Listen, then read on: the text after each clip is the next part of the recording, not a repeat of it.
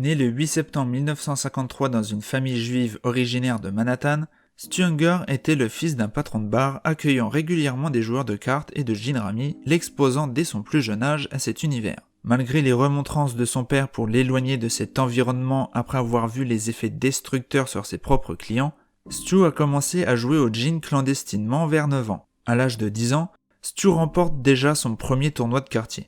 C'est lorsque son père décède d'un arrêt cardiaque en 1966 qu'il se lance totalement dans le jeu afin d'aider sa mère et ses sœurs à arrondir les fins de mois. Stu quitta l'école et commença à gagner souvent de très importantes sommes d'argent. C'est dans ces cercles de jeu qu'il se lia d'amitié avec le gangster Victor Romano.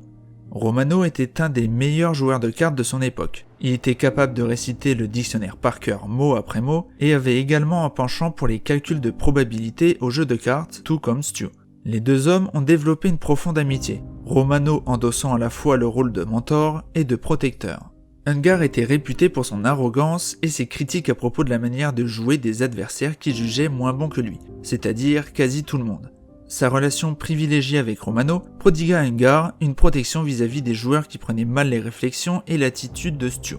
D'après certaines informations, un homme aurait tenté de frapper Stu à la tête avec une chaise dans un bar à la suite d'une victoire écrasante de Stu. L'homme en question fut retrouvé tué d'une balle dans la tête quelques jours après. Au fil des ans, Stu devient peu à peu une figure emblématique du monde des joueurs professionnels de gin rami, jusqu'à devenir même un trop bon joueur de rami.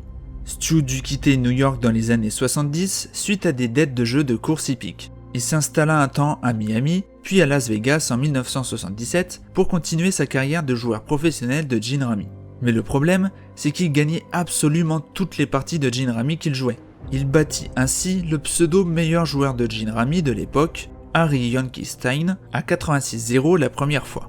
Du coup, plus personne ne voulut affronter Stu au gin rami, même lorsque ce dernier proposait de jouer en donnant le droit à ses adversaires de regarder la dernière carte du jeu. Le gin rami était encore très pratiqué en tournoi à Las Vegas, mais Stu gagna tellement de tournois que lorsque son nom était inscrit sur une liste des participants à un de ces tournois, plus personne n'osait s'inscrire. Certains casinos lui ont même interdit de participer à ces tournois. Il se tourne alors vers le blackjack, en se servant de son exceptionnelle mémoire pour gagner des sommes folles et se faire donc bannir de la plupart des casinos. Il gagne un jour 100 000 $ en pariant avec Bob Stupak qu'il serait capable de compter un sabot de 6 jeux et d'annoncer la dernière carte du paquet. Stu se retrouva alors dans l'obligation de se trouver un nouveau jeu de cartes. Il choisit alors le poker, où là aussi, son nom ne tarda pas à devenir célèbre.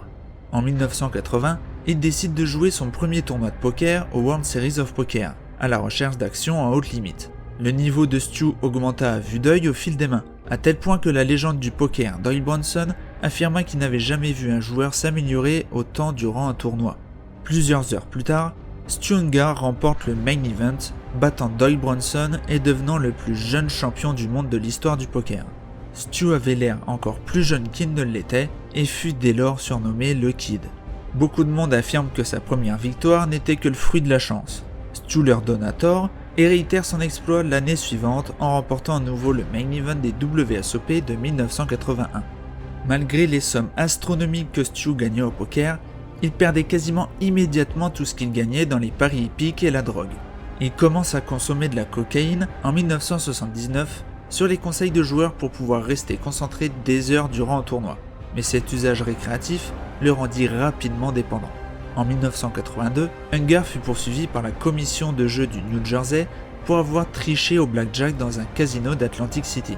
Le casino affirma que Stu avait rajouté des jetons au dernier moment sur une mise gagnante afin d'augmenter son gain. Stu défendit sa cause au tribunal et remporta le procès. Il n'eut pas à payer les 500 $ d'amende, mais dépensa environ 50 000 $ en frais d'avocat et de transport. Ungar était si fatigué du transport et des procès qu'il n'aurait pas été capable de défendre son titre au WSOP. Il se marie la même année avec Madeline, une amie d'enfance, adopte son fils Richie et ont une petite fille nommée Stephanie. Le couple bat rapidement de l'aile en raison du mode de vie de Stu et divorce 4 ans plus tard. Et les malheurs s'enchaînent. Richie se suicide en 1989, peu après l'obtention de son diplôme. Sa dépendance à la cocaïne devient flagrante lorsqu'on le retrouva inanimé en overdose dans sa chambre d'hôtel au 3e jour des WSOP de 1990. Il avait une telle avance en jetons qu'il termina quand même 9e sans jouer un seul coup de la journée. Selon ses proches, son unique motivation à continuer à vivre était de voir sa fille grandir. Ils commencèrent à l'encourager à entrer en cure de désintoxication, mais Ungar refusa, sous prétexte qu'il était plus facile de se procurer de la drogue au centre que dans la rue. En 1997, profondément endetté, Ungar se fait payer les $10 000 d'entrée au WSOP par son ancien camarade de jeu et ami, Billy Baxter. Ungar portait clairement les stigmates de ses excès, particulièrement au niveau de son nez qu'il tenta de dissimuler tant bien que mal derrière ses lunettes de soleil. Ayant reçu l'aide de son ami au dernier moment, Stu était le dernier inscrit sur la liste. À l'issue du premier jour de l'événement, Stu était terrassé par la fatigue. Il avait passé les dernières 24 heures à tenter d'amasser suffisamment d'argent pour payer son inscription. Au milieu de la partie, Stu a commencé à s'endormir à la table et a prévenu Mike Sexton qu'il ne serait pas capable de tenir jusqu'au bout. Ce dernier l'a encouragé, tout comme Billy Baxter, ce qui permet à Stu de tenir et d'arriver au bout de la journée. Tout au long du tournoi, Ungar conserva auprès de lui une photo de sa fille Stephanie et l'appela régulièrement pour la tenir informée de son parcours. Après un premier jour chaotique, Stu se présenta frais et reposé les jours qui suivirent, le menant assis en table finale avec une large avance.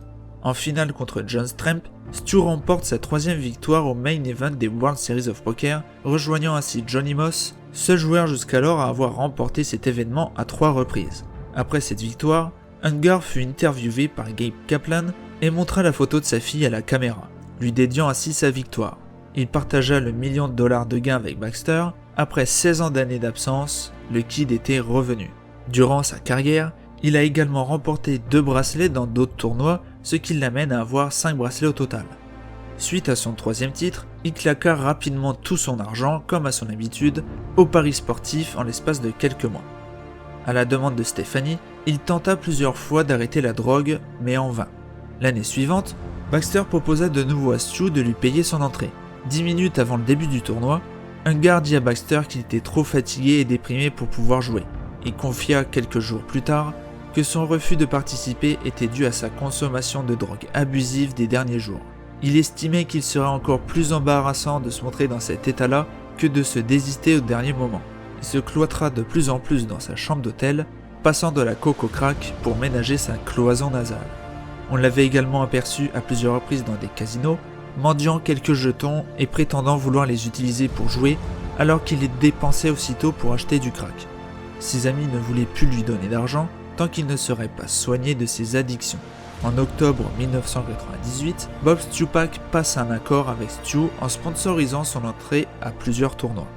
Le 20 novembre 1998, Stu Ungar s'enregistra à la chambre numéro 6 de l'Oasis Motel, un hôtel bon marché du Strip. Ungar paya $100 pour 2 jours et fut retrouvé allongé et sans vie le 22 novembre 1998, habillé, la télévision éteinte et avec seulement $800 sur les $25 000 que lui avait prêté Bob Stupak pour se refaire. Aucune drogue n'a été retrouvée dans l'appartement, personne ne sait où est passé le reste de l'argent. Une autopsie a mis en évidence des traces de drogue dans son organisme, mais cela ne semble pas être la cause directe de sa mort. Il serait mort d'un arrêt cardiaque dû à des années de consommation excessive. Il aura gagné près de $30 millions tout au long de sa carrière, mais il mourra ruiné, ne laissant aucun héritage à sa fille Stephanie. Il laissera en revanche derrière lui le souvenir d'une légende, celle du meilleur joueur de gin rummy qu'il ait existé. Comme il l'a dit lui-même, il est possible qu'un joueur devienne encore plus fort que moi au Hold'em No Limit. J'en doute, mais cela pourrait se produire. Par contre, très sincèrement, je ne vois personne qui puisse être un jour meilleur au gin rummy que je ne le suis. Il fallut attendre 2001 pour que le nom d'Ungar soit rajouté dans le Poker Hall of Fame. On ne sait pas comment aurait évolué sa carrière, mais il est sûr qu'il aurait su s'adapter au poker moderne.